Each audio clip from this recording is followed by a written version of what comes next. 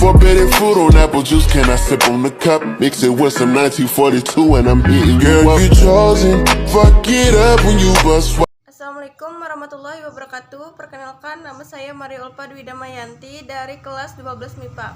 Kali ini saya ingin mempresentasikan tentang sejarah, peraturan, dan teknik dalam kebugaran jasmani. Sejarah kebugaran jasmani. Awalnya manusia hanya melakukan berbagai gerakan yang akhirnya disebut dengan latihan dan gerakan kebugaran jasmani dengan beberapa alasan sebagai berikut. 1. Melakukan beberapa gerakan yang menjadi salah satu cara manusia dalam mempertahankan hidup. 2. Melakukan beberapa gerakan jasmani yang menjadi kebutuhan dasar dan mutlak bagi seorang makhluk hidup.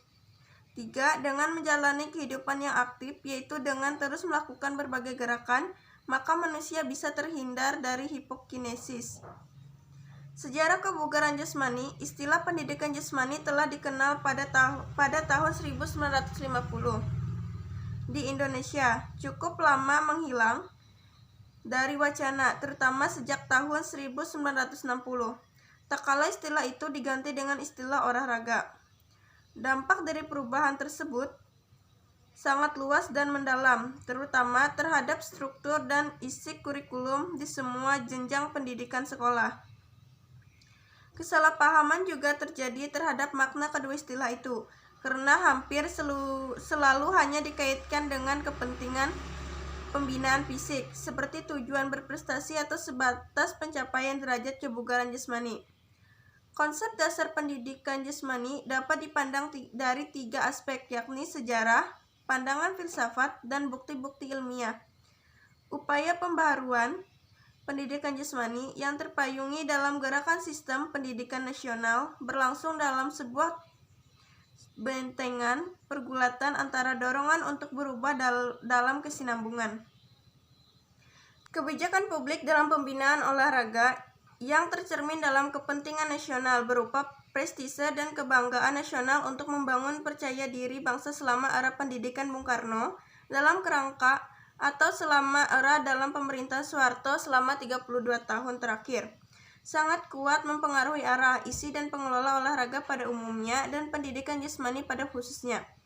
Pasang surut keolahragaan nasional yang telah merasuki kehidupan bangsa Indonesia sejak pra-kemerdekaan memang banyak dipengaruhi oleh kebijakan pemerintah yang diluncurkan berupa respon nyata yang diposisikan Bapak Bangsa dan pemerintah untuk menjawab tantangan zaman pada masa itu. Untuk menjawab tantangan berupa gerakan perubahan dinamik yang dibangkitkan oleh globalisasi yang menempatkan pembangunan modal manusia dan modal sosial dalam kehidupan strategis, maka arah pembaharuan pendidikan jasmani adalah untuk mendukung pembaharuan pendidikan pada umumnya. Konsep pendidikan jasmani erat kaitannya dengan penjaskes, perpaduan antara pendidikan jasmani dan pendidikan kesehatan dengan titik persamaan dalam tujuan terbentuknya gaya aktif sepanjang hayat untuk mencapai kesehatan. Meskipun demikian, pembelajaran penjaskes menjadi tidak menentu dalam hal substansi dan tujuan, persaingan dalam alokasi bagi penyampaian substansinya, dan akhirnya mengiringi guru-guru hanya sekedar menyampaikan informasi dan bahkan pengetahuan yang tidak fungsional atau teori sebagai ganti kegiatan praktik. Masalah lainnya terjadi pada evaluasi yang hanya sampai pada pengukuran kemampuan kognitif paling rendah. Pengajar terpadu tidak mampu diterapkan oleh guru-guru penjas mengaktualisasi konsep penjaskes tersebut.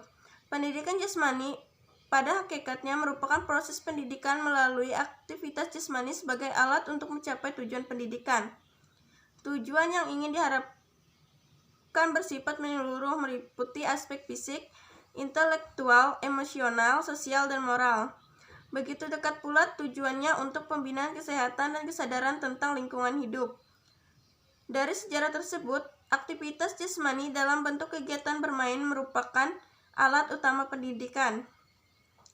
Para pendidik dan filosof percaya bahwa kegiatan itu sangat efektif untuk menumbuh kembangkan keseluruhan potensi peserta didik. Konsep ini telah dirintis penerapannya melalui UU Pendidikan tahun 1950 yang kemudian sempat luntur akibat perubahan kebijakan. Kini kita berusaha untuk kembali ke asal memposisikan pendidikan jasmani sebagai alat pendidikan yang diandalkan. Peraturan dalam kebugaran jasmani. Tingkat kebugaran jasmani seseorang sangat menentukan kemampuan fisiknya dalam melakukan tugas sehari-hari. Semakin tinggi tingkat kebugaran jasmani seseorang, semakin tinggi pula kemampuan kerja fisiknya. Suatu bentuk pengukuran untuk menilai kemampuan aktivitas jasmani dan mendapatkan informasi tentang seseorang atau kelompok disebut tes. Adapun tes kebugaran jasmani Indonesia atau TKJI telah disepakati dan ditetapkan menjadi instrumen atau alas tes yang berlaku di seluruh wilayah Indonesia. Salah satu alat yang digunakan adalah stopwatch. Alat yang digunakan untuk mengukur waktu dalam tes kebugaran jasmani adalah stopwatch. TKJI tersebut disusun dan disesuaikan dengan kondisi anak Indonesia. Adapun sarana yang digunakan contoh matras, bola, raket pemukul, tongkat, balok, raket tenis meja, stekuk, dan lain-lain. Dan prasarana contoh stadium, gedung olahraga, lapangan bola voli, lapangan basket, hal, lapangan tenis, dan lain sebagainya. Adapun komponen-komponennya yaitu 1. Kekuatan, 2. Daya tahan, 3. Daya otot, 4. Kecepatan, 5. Daya lentur, 6. Kelincahan, 7. Koordinasi, 8. Keseimbangan, 9. Ketepatan, dan 10. Reaksi. Teknik dalam kebugaran jasmani. Yang pertama, push up. Teknik melakukan push up yang benar adalah 1. Awalan dilakukan dengan posisi badan tengkurap dengan kedua ujung kaki yang menyentuh lantai, sedangkan posisi kedua tangan berada di samping bahu dan siku ditekuk. 2.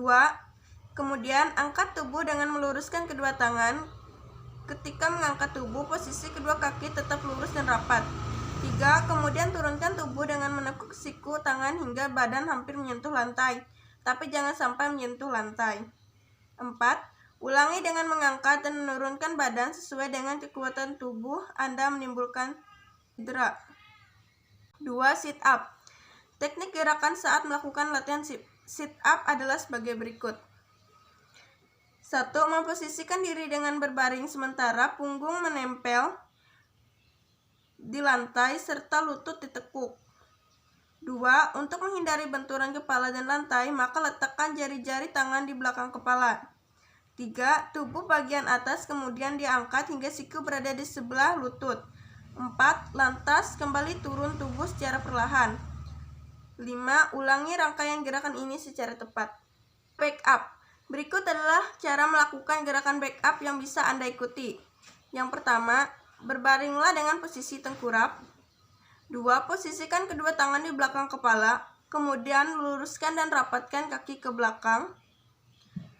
3. Jaga posisi leher tetap netral, artinya Anda masih bisa melihat ke bawah dan pandangan tetap ke depan. 4.